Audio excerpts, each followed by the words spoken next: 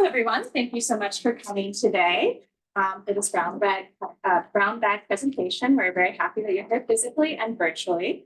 My name is Eve Naberger, and I'm an assistant objects conservator here. And I have the great pleasure of introducing Parker Thompson, who's been our phenomenal pathways intern for the past 8 months. And I actually had the opportunity to meet Parker in 2021 when he came to the museum as part of a class assignment. And I was really excited when he started here as an intern with us, working on a lot of conservation imaging projects, but also a variety of other activities helping out in the objects conservation lab. But just to give you a little background, Parker is an emerging museum professional, originally from Charlestown, South Carolina. He's a recent graduate from Brandeis University, where he received an undergraduate degree in history. His scholarly interests cover the history of photography, American media, and African American social poetry. As career interest in the curatorial field, focusing on photography and visual on African American visual culture. In 2022, he operated the Always Spend Project, a curatorial endeavor focusing on African American vernacular photography. Prior to the MFA, he has worked as a collection steward intern at the National Museum of African American History and Culture. In August, Parker will be joining the Winterthur Museum as Lois F. McNeil Fellow in their graduate program in American Media Studies. We're very proud that he's going out. So please welcome Parker as he gives his talk entitled Adventures, Objects Conservation, 3D Imaging, and Beyond. I have a fun title. Thank you guys for coming. I'm really glad to see all the faces, some of the pathways interns, folks from the Isabella Stewart Gardner Museum, and also Objects Conservation Curatorial for coming. As Eve said, I'll be giving my presentation, Adventures in Objects Conservation, 3D Imaging and Beyond. Just to reiterate, I'm the Objects Conservation intern here in the Department of Conservation and Scientific Research. I've been here since September, so almost 9 months. It's been a lovely, fast 9 months. Before I begin, I actually want to give special thanks to 2 people who aren't here yet, but hopefully they'll make their way soon enough. Herbert Jones and Dahlia Linson, who lead the Pathways program. And I also just want to recognize the donors of the Pathways program who have really enabled me and my peers to gain some really invaluable experience through their generous support. So yeah, big thanks to them. So just to walk you through kind of a roadmap of what the presentation is going to look like, I'm going to start with some introductions, introducing my mentors, Eve and Lindsley, introducing myself and the internship program. And then also we're going to talk on 3D imaging at a high level. We're going to touch on kind of the methodologies that we use for 3D imaging here at the museum, explaining how they work. We're going to explore some case studies, 4 different case studies of projects I've worked on here at the museum that kind of explore the depth of these methodologies and the different object cases that we've used them in to varying levels of success. And I'm going to touch on some projects that we still have in progress through our collaboration with Brandeis University. Shout out Brandeis. And then I'll touch on some additional experiences and projects that I've gotten to take on as a general museum intern. And then I'll talk about what's next. We'll wrap up, we'll take some questions, and yeah, that'll get us through the whole thing. Okay, so my 2 mentors, the lovely Eve Naberger and Lindsley Boyer, they have been at the core of this internship experience for me, whether it's been, teaching me the ropes of conservation, walking me through how the museum field works, how this institution works, writing many recommendations for grad school, for other internship programs. They've been pretty integral to my experience here. And this internship really would not be what it is without them and their enthusiastic support. So much thanks to them. I love to refer to them as my benevolent overlords. So a little bit about me. I'm originally from Charleston, South Carolina. I graduated, as Eve said, from Brandeis. In December, I studied history, 19th and 20th century social history, the history of photography and American media, kind of an erstwhile photographer, which is how I got into all of this. I have a real fascination with the technical components of art, museums, conservation, anywhere in cultural heritage and where tech and cultural heritage intersect. And I actually have a background in 3D imaging. I first worked at a tech startup where we used 3D imaging to create dental prosthetics like dentures and dental implants. That was my first experience. And then I also took a practicum at Brandeis where we focused on 3D imaging for cultural heritage. We looked at both kind of the technical approaches for 3D imaging and also kind of the moral and ethical implications for working with this kind of material in this context. That's me on my first day. A very kind patron took this photograph of me. Thank you. So to kind of give you an idea of what this internship experience is like on kind of the daily level, I'll be working on 3D imaging projects. You know, I'm supposed to be here like 2 days a week, and I'm often here 3 or 4 days a week. And so on the weekly level, you can find me doing gallery cleaning with Brenda. It's a really integral part of the experience, and I'll touch on it in a little while. Engaging with the Pathways program, whether that's through kind of our mostly weekly meetings, writing our weekly reflections, and then also engaging with MFA staff and other museum professionals. One of the benefits of the Pathways program is that we really get to engage with other museum professionals as we wish. And so, you know, because I'm interested in the curatorial field, I've had the opportunity to make relationships with a number of different curators here at the museum. And also engaging with other professionals at other institutions like the Smithsonian, where they're doing really incredible community work. And so, you know, I think this work is done in community. And so to engage with that has, you know, made the internship or made the work that I do even stronger. And then also working on additional projects as needed. And then on a monthly scale, you know, you can find me assisting with installations and de-installations, especially with Lindsley, kind of working on our Asian storage survey, and then also kind of attending talks, lectures, and all staff meetings, getting a holistic perspective of this institution. So you're hearing me toss around this phrase 3D imaging, and I think it's helpful if we kind of set a definition. What is this thing that I'm talking about, and why do we do it in a place like the MFA? You know, on the whole, 3D imaging is the process of creating three-dimensional models of objects in our environments, and we do this through a range of different techniques and tools, including, you know, specialized scanners, cameras, software. It's a really constantly growing field with all sorts of different techniques that are constantly advancing and changing the field as we know it. And then, you know, we do this in an institution like the MFA because it allows us to create really accurate digital replicas of cultural heritage for preservation, for conservation, for study purposes, and really a wide variety of other applications. And so, you know, I'm talking about 3D imaging, we kind of know what it is, but how does a 3D model come to be at this institution, right? It all starts really with a request, and that's either internal or external. And if it's external, especially, there's this question of what are we comfortable sharing and disseminating in 3D? And oftentimes that involves a curatorial consult, right? Understanding the historical and cultural context of these objects that we're creating models of. Then there are two other prongs that we have to consider that involve the methodologies that we employ in 3D imaging. The first is, what are the use cases, right? Are we creating a 3D print? Is this just for digital study? Is it going in a didactic component of an exhibition? And then we also have to consider the challenges of the actual object itself. You know, we have to consider the scale. How accessible is the object? Is it behind a case? Is it in a gallery? Can we install it? And also, you know, what's the physicality, materiality of the object? Does it have a high sheen? Will that, you know, kind of impact our methodology? And so all of that kind of comes together into the methodologies we employ. And there are really two methods that we employ here at the museum. There are a number of different methods, but these are the two we use. One's called structured light, one's called photogrammetry. And they have their pros and cons. Structured light is really based around this whole series of specialized scanners that are produced by a number of different companies. And they tend to have a pretty high cost barrier. The scanner we use here at the museum, the structured light scanner, the Artec Leo, has a baseline cost new of $35,000. So you're holding like a car in your hand, you know, a car worth of money. And that's just for the hardware costs. You know, there's also required software that you have to have in order to build these 3D models with this hardware. And that'll cost you, you know, some thousands more on a semi-yearly basis. But the flip side of this technology is it tends to be more accessible and you need less of a technical understanding to use it. And so, you know, kind of anyone in the conservation department could really pick up the Artec Leo and produce a model. And that's a really great added benefit. It also really excels for accurate geometry of mid to large size objects. They say the scale is from a car or from a basketball to a car. I think it really excels at the car end of the spectrum.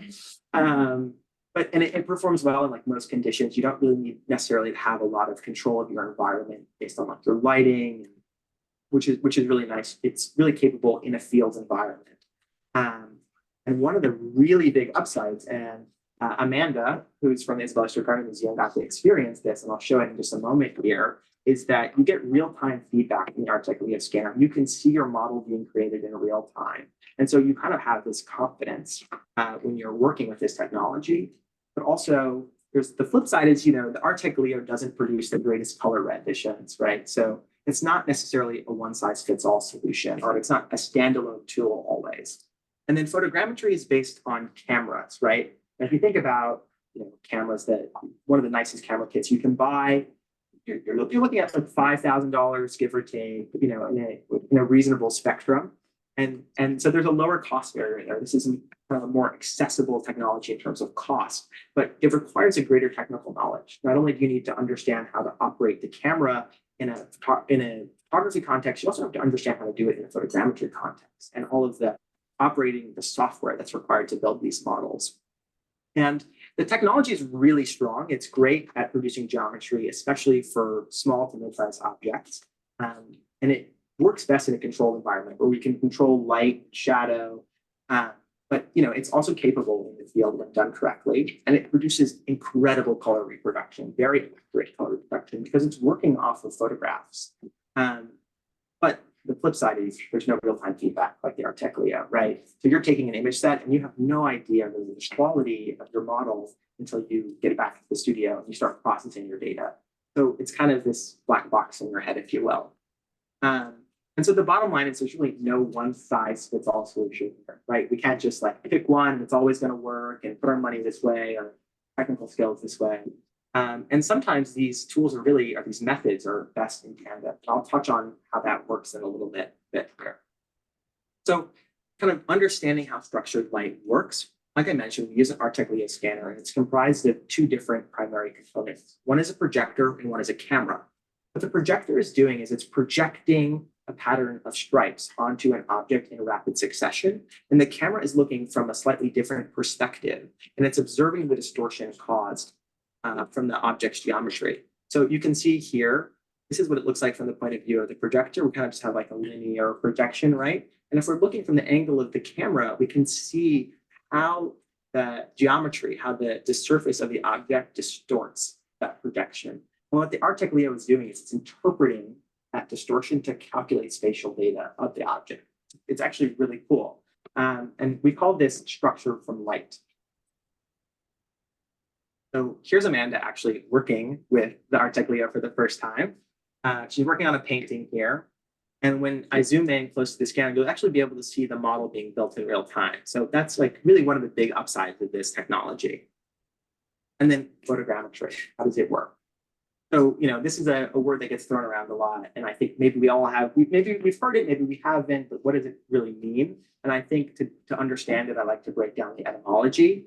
Photo means light, gram means recording, metry means measurement. We're taking measurement from recorded light, from photographs. And going a level deeper, photogrammetry is a means by which we take measurements from a set of overlapping 2D images to calculate 3D data. And that word overlap is critical because photogrammetry works by identifying common points on an object across a series of images. It's a kind of an abstract idea to conceptualize. And the way I like to think about it is actually our brains mimic the way that photogrammetry works. If you think about it, we have two cameras in our head capturing an infinite amount of photographs at any given point. And as you move around space, your brain is interpreting depth and distance. It's actually really cool. And photogrammetry works in the same idea. It's really, we've known about this concept since the 14th century, and it's been employed since then. And it's called structure from motion, right? And kind of without getting too deep into the technical weeds, right? This is a diagram that helps us understand really the math behind photogrammetry. We have three different images here, all from different perspectives, looking at the same 3D object. And if we draw imaginary lines of sight from those images to common points on the object, what photogrammetry is doing is it's looking at where those lines intersect, and it's using mathematical equations to calculate 3D data from those intersections. And it gets 3D data from that. It's kind of wild, that actually works that way, but it's pretty cool also.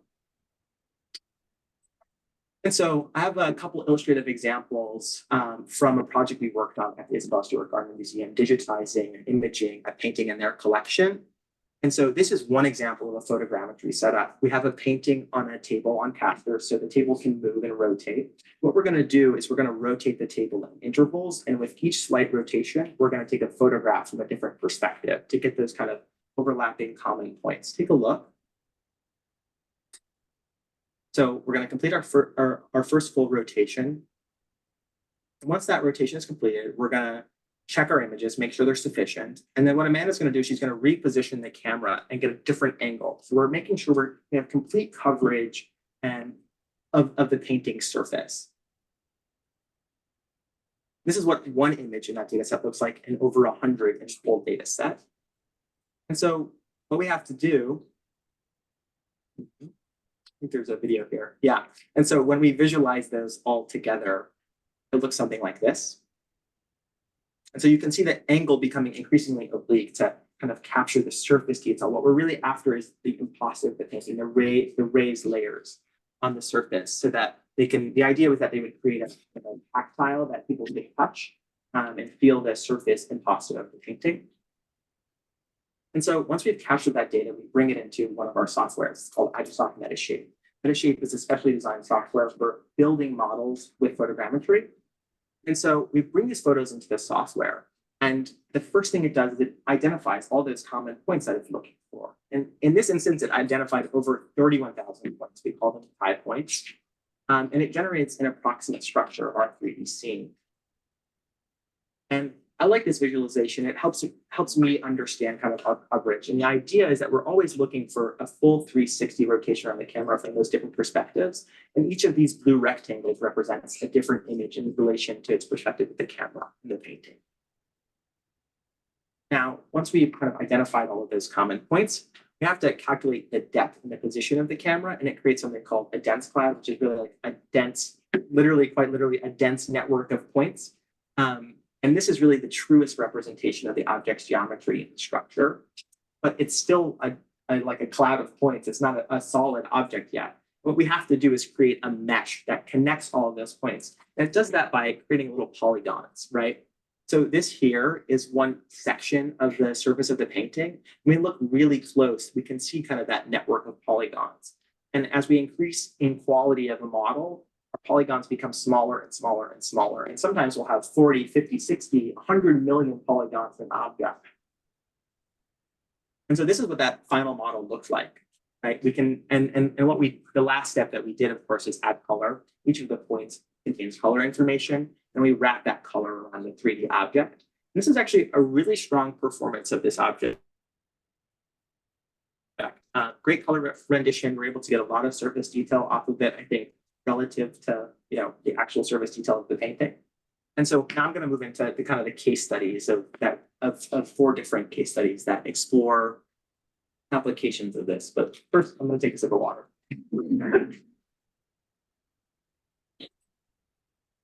So this was a request from the Art Gallery of Ontario. And so we have this object in our collection. It's a model of the Church of the Holy Sepulchre, which is actually a church that still stands in Jerusalem. It's the reputed site of Jesus's crucifixion, entombment, and subsequent resurrection. And it's a really cool piece. There are over 16 different interlocking components. And this is actually on display in the galleries right now. And so the AGO has one of these in their collection also. There's about 35 known in the world, but they're missing an interior component, actually a pretty crucial one. They're missing Jesus's tomb. And so they asked if we would create a 3D model so they could print it and put it on display with their model. And they also asked if time was permitted that we produce a model of the whole object so they could kind of study it in comparison to theirs. And so, what are kind of the challenges with this? Well, one, this is a pretty small object. I mean, we're talking, yay big. And it's got really small inset, fine details. The craftsmanship is really remarkable. And then we have a large object, but also with fine detail, and we'll all have to do this in a very short period of time, right? This object was only out of the case for a narrow window, and so we had to be able to produce both of these models. So the idea was that we would use photogrammetry for the interior component, which was the important model here. We could get those fine details, and then we'd use the structured light scanner, the Arctech Leo, for the whole object. And the structured light scanner is particularly good for quick capture, so we were working in haste. So just take a look. I find this kind of fun. This is the model coming together, and I'll point out when Jesus's tomb arises. You can really see the fine detail of this piece and pretty much the reflectance of it too. And there's Jesus' tomb going into the object. It's pretty remarkable, the craftsmanship of this. I think it's a 15th century object. It's a little later. Little later. Glad you're here. So anyway, so, kind of looking at the photogrammetry, we created a controlled environment, right? That's where photogrammetry excels. We put the object in a light box on a turntable. The light box gives us even lighting, a clean backdrop. And also, because this is being 3D printed, one of the things that's really important to consider here is the scale of the object, right? They need to be able to print this relative to the whole model, so it's pretty accurate. And so we have these scale bars that are produced by in collaboration with the US Bureau of Land Management, and they let us get really sub-millimetric accuracy to create spot-on models. Pretty remarkable. And because they want the whole object, we have to capture 3 different orientations, right? We have to get it in the upright orientation, but because we need data from the base, we have to get it on the proper left side and the proper right side. So, we create 3 respective models, right? And you'll notice the data is missing where it should be missing and it's spliced where it should be spliced. And these are each of the models, and we have to merge them together. We do this through a pretty cool process. And it's also a pretty manual process. So what I do is I go in and I identify common points on all of the models, and they put them in reference to each other. You're usually looking for distinct reference points, and then you merge them together. And it creates a whole model like this. And this is the final model, actually, that we sent to the AGO. I think it's pretty remarkable. There's great detail all the way from the top, where I thought there might be some problems, and then also all the way down here, the detail on the inset's pretty good, and the base, we have full coverage. I think this is a really good success. And then for the structured light portion, we put the object on a table where we have full 360 rotation around it. There's a lot of recessed corners and kind of overhangs on this object, so it would be particularly challenging for either photogrammetry or structured light, either technique. But the overall scale was fit for the structured light. But one of the things I had kind of going on in the back of my head is that there's a lot of fine detail here. And the scanner's not necessarily really attuned for that kind of fine detail. So I was going to be curious to see what the results were. So if you notice, like, the geometry is great. The whole object looks good. When we look closely at the texture, we've got, we can make out the text, the figures, but there's kind of some inconsistencies in the texture here. There's some color differentiations, some lighting differentiations. And when we look really closely, there's also some absences of texture, right? It's hard to see it on this projector, but there's completely black areas here and here. And there's recessed areas where there's no texture at all. And then also there's kind of some weird spots where there are bright spots here and here. That's usually, kind of the camera's picking up on the projector's light, those areas of reflectance. And then also there's just like a total portion here where there's that texture doesn't belong there. How about that? So, and this is one of the downsides of the Artec Leo, right? Texture is not its best friend. I generally say it can capture moderate to poor texture, and it's really object dependent.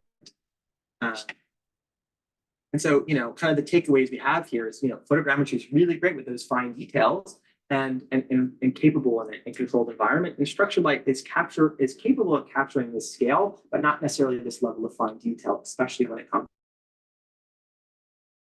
to kind of the texture of an object, the color. So the second case comes from Rachel Childers, who's a painting conservator here at the museum. And she wanted to create a 3D model of this Van Gogh. It's pretty awesome, like, working with this Van Gogh, this $140 million painting. As an intern, like, that's a pretty cool opportunity. And so I was pretty excited when she brought this to us. And her idea was that we would create a 3D printed tactile that could be used in an exhibition to enhance visitor engagement. People could essentially touch the surface of the painting, like this replica print. They could feel like the crack if it's present. They could feel the impasto. And so we actually thought we would employ both techniques here, photogrammetry and structured light, and compare the results. So I do want to mention that this project was inspired by the Mauritshuis Museum in the Netherlands. They have an exhibition ongoing right now that focuses on 3D print in relation to Girl with the Pearl Earring. So what you're seeing here are actually a group of different 3D prints where you can feel the craquelure of the painting, you can feel the impasto. Visitors are invited to engage with the surface. They employed some really advanced techniques. They put a lot of time and energy into this. They used a technique called focus stacking microscopy using a Hyrox 3D digital microscope. And they took over 41,000 images of this painting over 88 hours. Like, it's a huge endeavor. And the detail is remarkable. They got over 140 times magnification, comprised of over 108 billion pixels. It's like incredible. And they used this technique specially developed by Canon called elevated surface printing. This has only been employed like a couple of times, and in which layer upon layer of UV cured ink is deposited onto the surface to create the 3D print. And this is like a portion of the elevated surface where you can see the surface variation. And so kind of the idea here is that, what are we capable of completing here in the museum with, a much more limited tool set? And can we get, 95 or 85% of the way to that kind of result? And so we use a similar setup for the photogrammetry as we did at the Isabella Stewart Gardner Museum. On a caster table, rotating, we have the scaled bars and a stationary camera. We look at the results, they're pretty remarkable. I mean, we can see and make out the detail of the impasto pretty strongly. There's the face right here, the hair, the flowers, which Rachel was particularly interested in, are all visible. And when we look closer, we can kind of see those details even more clearly. And I think when we blow this up to print it, the details will become even more clear and visible, and visitors will really be able to engage with the surface of the painting. Structured light didn't fare so well. I'm always rooting for it, but we're kind of get some minimal detail. We can kind of make out the hair, a couple of the flowers, but again, the fine detail is just not necessarily what this specific scanner is designed for. There are other structured light scanners that are good for this kind of detail. Ours is just not one of them. And so, this is a prime example of where photogrammetry shines, right? We're capturing lots of small surface detail. We want good color reproduction, and that was really the end result here. This is the final 3D model with color and texture. The Archivio is just not intended for this kind of application, and that's all right, despite it being a $35,000 scanner. The third case study is also an internal kind of request of really one of our, I would say, renowned sculptures. I call it the big head affectionately. And so the idea was that we would create a model of the whole object, and this would be a part of our documentation for our ongoing condition survey of outdoor sculpture. If you think about it, our outdoor sculptures are particularly vulnerable to human and environmental exposure, right? And so what our 3D imaging allows us to do is we can track surface degradation, structural damages, anything like that. And we can, we do this over, every year or every 2 years, we can really see what's happening to the object over time.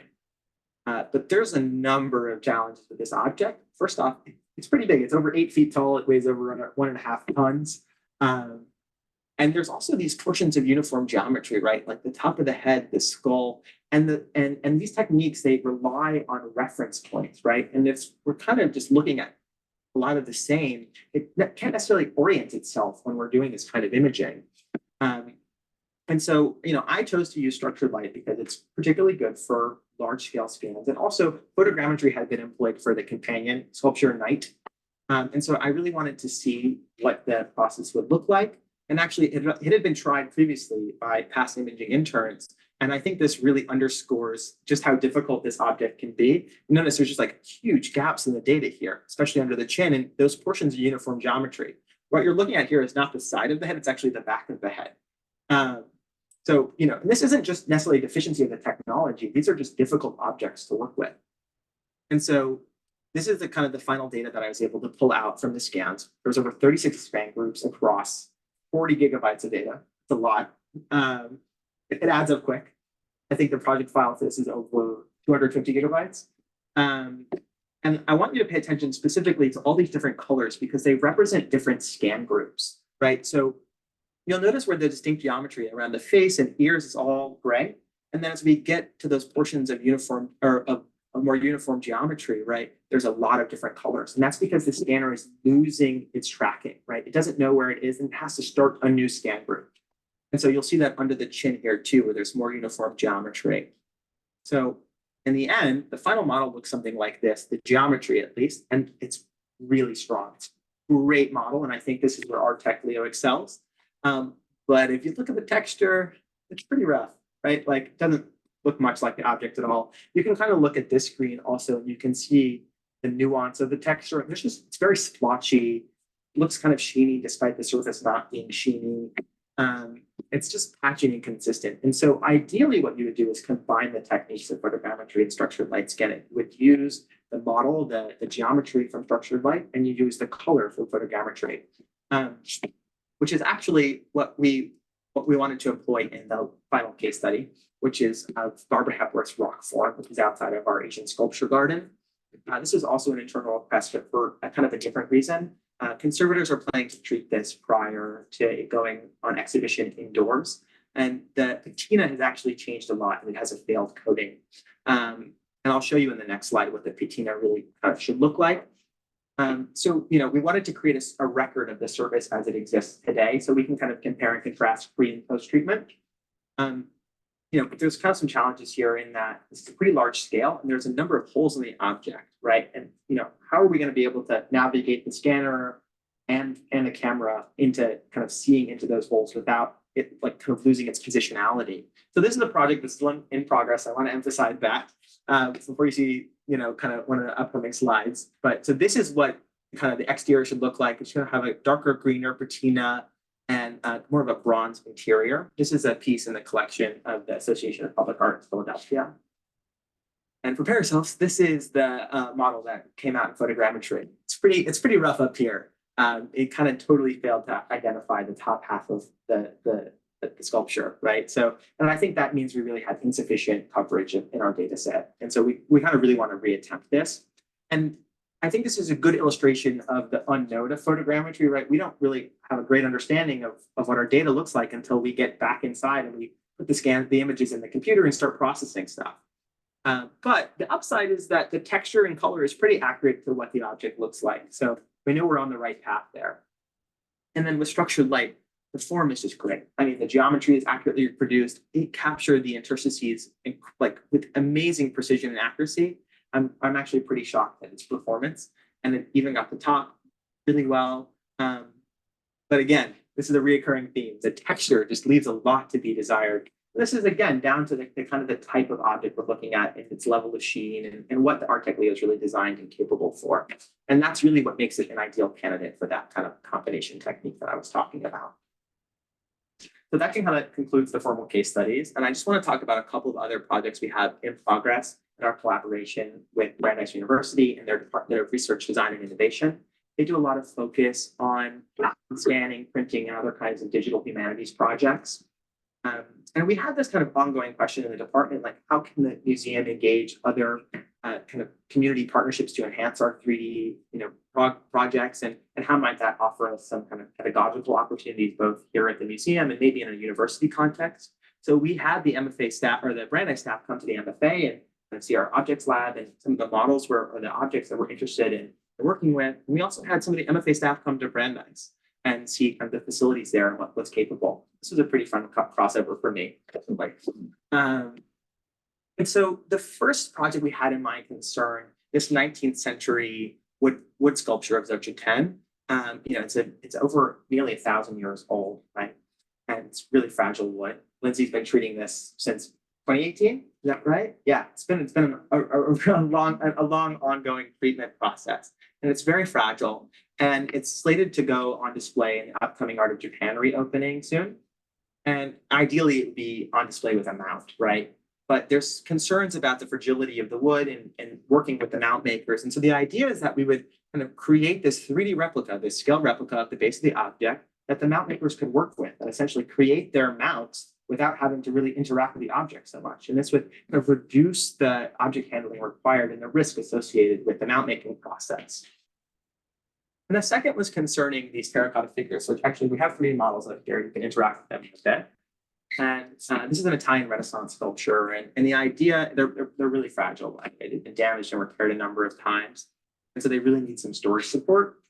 The idea, there's kind of two prongs to the idea here. One, if we're going to hand create a storage support, we need to reduce object handling. The idea we could print a replica, and the person creating the storage support, carving probably ethyphone that this kind of complex organic geometry could fit into, would be able to handle kind of a replica of the object, reduce the danger associated with all of the manipulation. It's really a high touch procedure.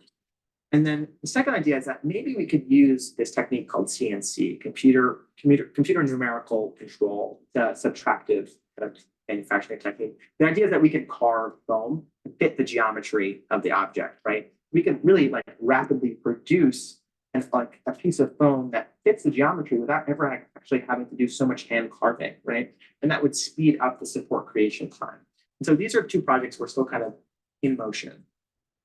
And I also got to learn two new imaging techniques, pretty cool ones here. One's called RTI, reflectance transformation imaging. It's a kind of a pseudo 3D technique that lets us reveal hard to see surface detail. And we did this with actually one of the light bulbs in the Aron Kodesh, the Torah Ark and the Judaic exhibition. We're trying to identify the serial number of the light bulb. We weren't so successful, but it was still cool to kind of try to employ this technique. The other is MSI multispectral imaging, which is commonly used in painting conservation to identify retouching and also kind of pigments. And so that kind of concludes the imaging portion. And so I'm going to move on to kind of the last portion, which is the additional projects and experiences I've gotten to work on here at the museum. This is me working on my first treatment, which I'll touch on in a minute. So when I first came to the museum, I was working with Lindsay a lot in the basement. A lovely, lovely basement where we had lots of Asian storage. And we all know, I think most of us, that there's a on the horizon, there's a storage consolidation with our new storage facility. The idea is we wanted to get an understanding of what it would take to move all of the objects in Asian storage and bring them to that new facility, what kind of treatments would need to be performed on those objects before they could be moved, and just kind of getting an idea of the scale and scope of what that undertaking will be like when the time comes. And then there was a kind of a second prompt for me, which is this gave me a lot of experience object handling, right? I got to develop kind of a confidence in moving objects, handling them, manipulating them, and then also kind of describing the condition of objects. Lindsay really pushed me to kind of come up with condition descriptions on my own and kind of taught me how conservators think of describing objects and their condition. And also we explored the condition possibilities for an object and what would be required to transport it for storage needs. And then Eve really threw me in the deep end here. I don't draw at all. I have no illustration experience. And I think my second week, Eve came to me and she's like, "Can you draw something?" And so the curators wanted some illustrations for the didactic and the Arts of Japan reopening, and I was the chosen one. And so I had some experience with some vector line drawing tools like Adobe Illustrator, but not very much. And so I employed a new kind of software, Adobe Fresco, which is an iPad kind of like drawing vector tool. And this really shook my confidence at first. I spent a lot of time on these. I know they look very simple, but I was really in my head about it. But it really gave me kind of a confidence in that I would be able to kind of tackle what I needed to tackle in this internship. And so, after the first month or so, I was feeling pretty good about myself. And this is kind of an example. This is the didactic, actually. This is the demo of it. And you can actually see a 3D model here. And this is a good example of where 3D can be employed to further engage visitors in our galleries. And then lovely, lovely gallery cleaning with Brenda every week. This is so much fun. Actually, and I mean that seriously. I think this is really an unsung activity in the museum. You get to know it in a really unique way. I was always finding myself in new rooms. I think, I've been to the museum tens of times before I worked here, and I was finding myself in a room that I'd never been in before. And that was a kind of a fun experience for me. And I really felt like I was caring for the collection. And I got to learn and apply some of those object handling skills and really develop the consciousness around objects. And yes, I heard some of you laughing.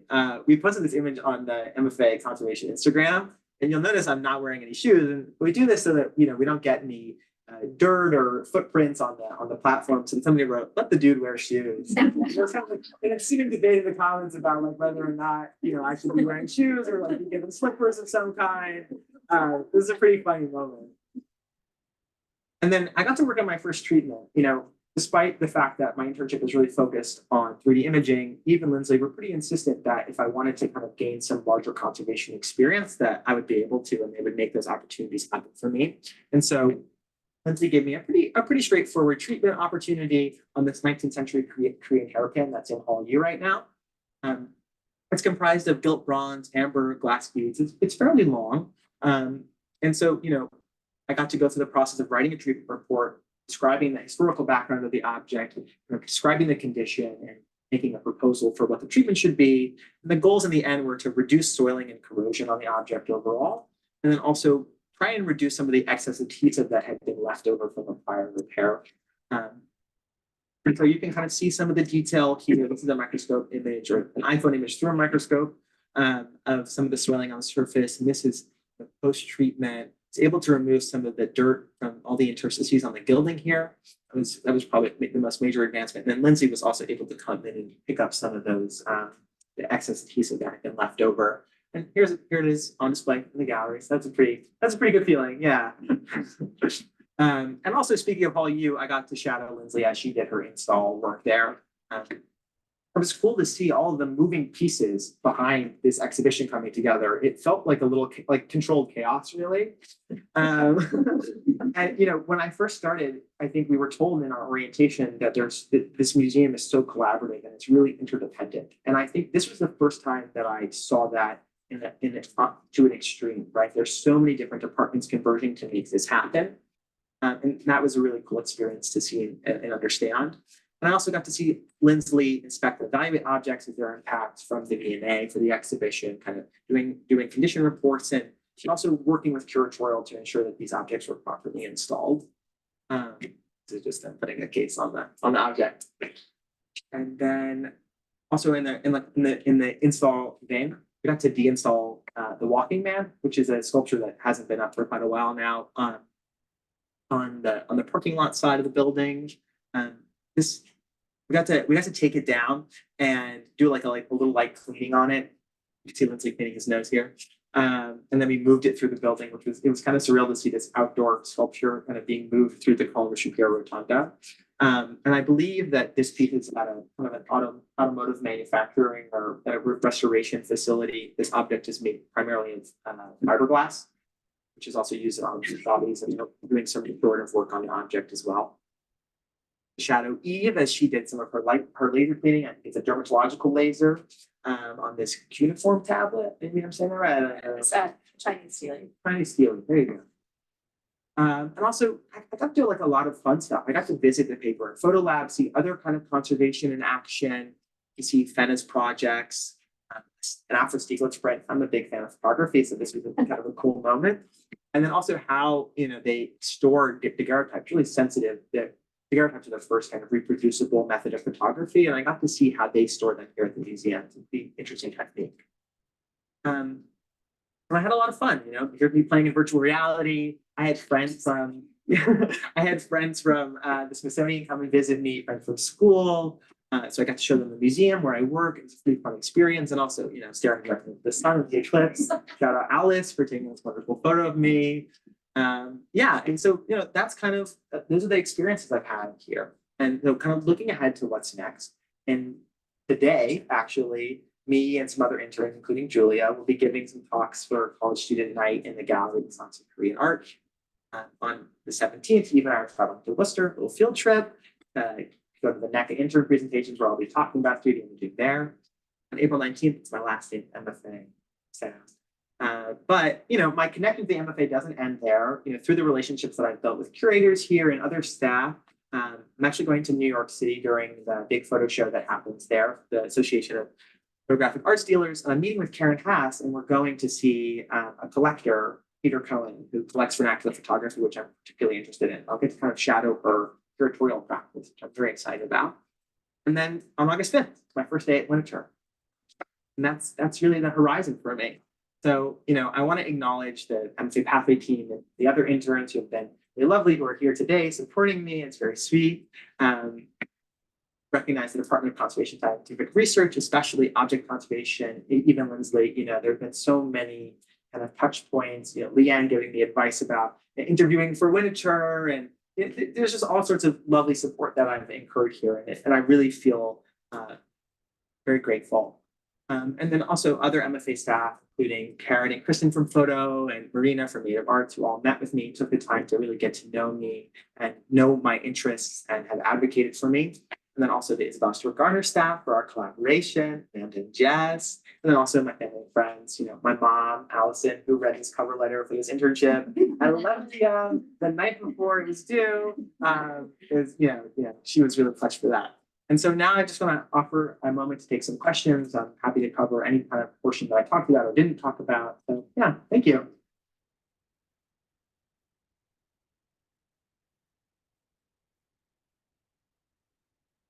Thank God.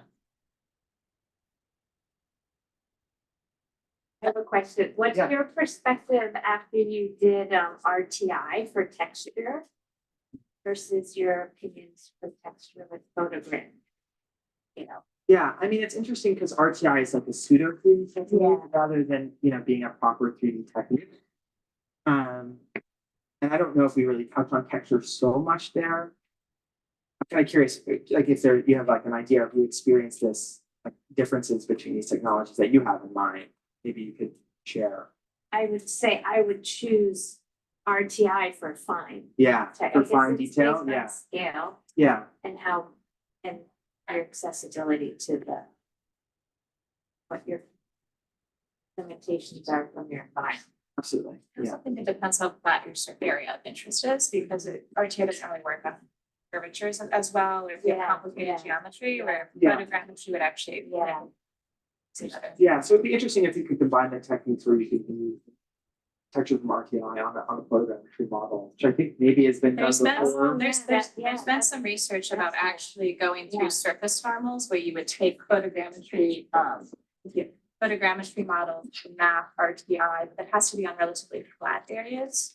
Yeah. But it's quite complicated from like a processing perspective too, but if you can do it, which is sometimes helpful.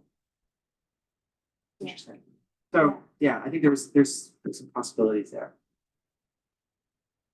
Any other questions? I mean, I think it seems like you did a lot in your 8 months. Yeah, it's been a very involved 8 months. I actually think like if I was just here for a semester, I would have gained a quarter of what I got at the end of these 8 months. So I'm very grateful that I have to be here for the whole act. Thank you guys. Yeah. Oh yeah, Gus, you have a I just have question? a question. Yeah, there, Amanda, first, sorry. Thank you so much for coming to the Gardner. It was such an amazing experience. Going back to when you have a 3D model and you were talking about CNC making mounts. Yeah. Is it possible to invert photogrammetry data to make kind of like a mold So to pour? yeah, so okay, so the idea, well, so that's one idea. And the other idea we have is a little more complex. So so that is an option, and I actually have been meaning to talk to Eve about that. So I'm glad you brought it up. It may be difficult for an object with such kind of rigid organic geometry such as this one. But the idea was that when you take a 3D model into what's called a splicer, the software where you connect to a 3D printer, it generates something called supports, like go underneath the print. The idea is that we can actually take the print supports that are generated, extend them, and use that to carve space, like in the ethafoam, in the foam to put the object into. But we're still kind of figuring out the technical specificities of that kind of approach. But I am very curious about the mold approach also. Yeah. Hi, Brenda. I know a lot of the museums are for a while. Were you able to, I don't know, see what other museums are doing and how, Yeah. useful for. Yeah, so actually the company that we received our Artec Leo from, Direct Dimensions, put us in contact with a woman who works at the Smithsonian Digitization Office, where they do primarily 3D imaging. Katie talked to us about some of the approaches that they've been taking, some of the really complex challenges they faced. They had to image like flowers, like lilies, very like in complex geometry. But yeah, and also we engaged with Direct Dimensions also, who gave us a lot of ideas when I was feeling stuck, right?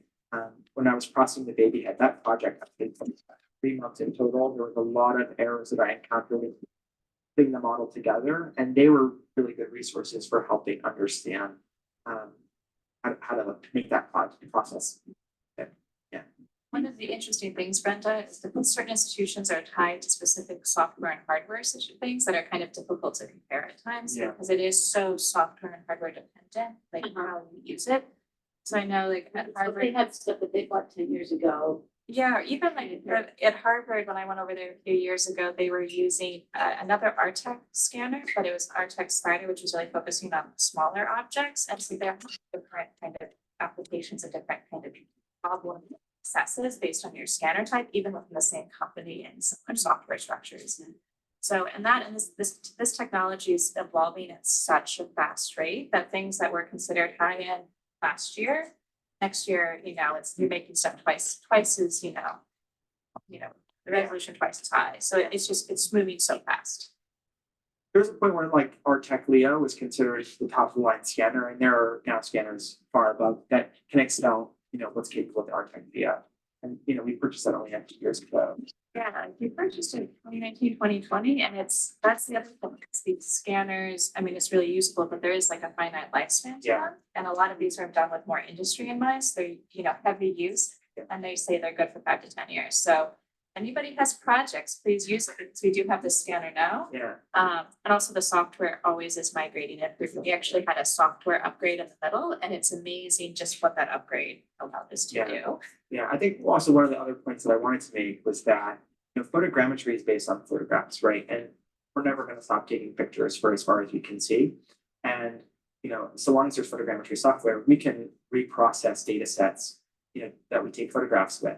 But with the Artec Leo, we're locked into their ecosystem of software and hardware. There's not necessarily that same level of flexibility when you want to reprocess a data set 5 years down the line. The software, the capture that you make with an Artec Leo today may not be reprocessable in 5 years. Kind of picking up on that, so there's no ability to extract like images out of the battery also. The Artec Leo, yeah, not really. Like you could extract.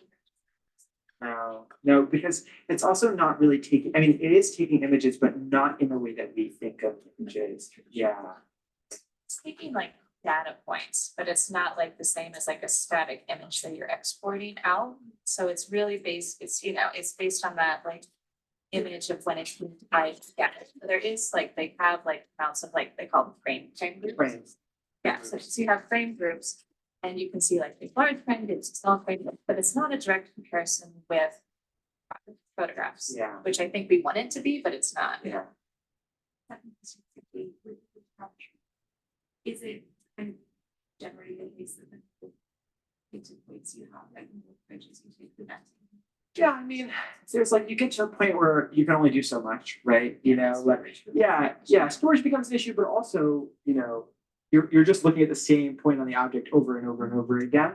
I mean, generally speaking, you want a strong number of objects, and that's always respective to your kind of object. So I think more objects won't necessarily hurt in most instances.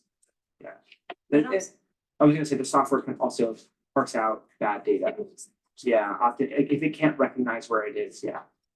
It's also one of those things that you saw us do it like on the turntable type of thing, which is a way to standardize a lot of things. But that being said, depending on your chemistry, it's not like you want to move that turntable 10 degrees to get a shot there. Because if you're doing something with geometry, which is less for paintings, but if you're doing something like a human form and you have to go around an elbow or something, you need a lot more images to go around the elbow. Yeah, and a lot of context, right? Right, rather than going on a flatter or straighter plane.